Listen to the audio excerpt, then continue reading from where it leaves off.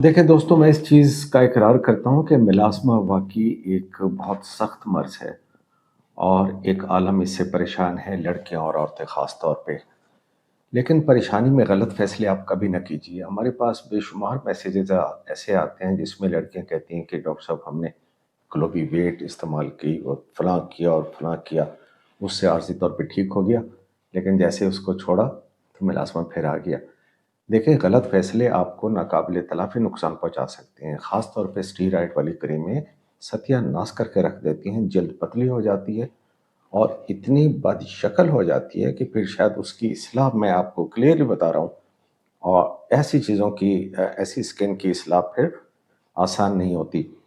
ابھی میں کہتا ہوں کہ اگر آپ کو ملازمہ ارلی سٹیج پہ ہے اور آپ نے اسٹیرائڈ کریمیں استعمال نہیں کی تو براہ مہربانی بی وائٹ کریم کو ضرور موقع دیجیے۔ اس وقت مارکیٹ میں یہ میری فیوریٹ بن چکی ہے کیونکہ اس کے اندر ٹرانس امینک ایسڈ شامل ہے، جس کی پہلے میں نے آپ کو ایک ویڈیو بتائی تھی، اور اس کے اندر جو سیف انگریڈینٹ ہیں، آپ اس کو 2 مہینے موقع دیجیے۔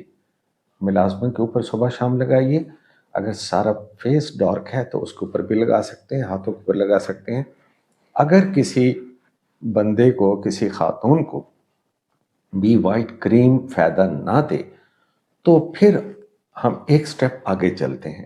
پھر میں یہ کہوں گا کہ آپ اس بی وائٹ کریم کے ساتھ جو ہائیڈروکارٹیسون کریم 1% ملتی ہے بازار میں، ہلکا سٹیرائڈ، اس وقت مارکیٹ میں سب سے جو لیسٹ پوٹنٹ سٹیرائڈ ہے، جو کہ ایون بچوں کے گالوں کے اوپر بھی لگایا جا سکتا ہے، آپ یہ اور وہ اکٹھے مکس کر کے ملازمہ کے اوپر لگائیں۔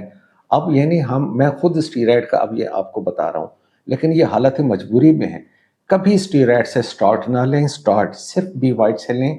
2 مہینے میں فائدہ نہ ہو تو غصہ نہ کریں، اس کے اندر ہائیڈروکارٹیسون مکس کریں، پھر اس کو صبح شام لگائیں، پھر بھی فائدہ نہ ہو تو آپ مجھے بتائیں۔ ایک دم جمپ نہ کریں گلوبی ویٹ پہ، جو کہ موسٹ پوٹنٹ اسٹیرائڈ ہے۔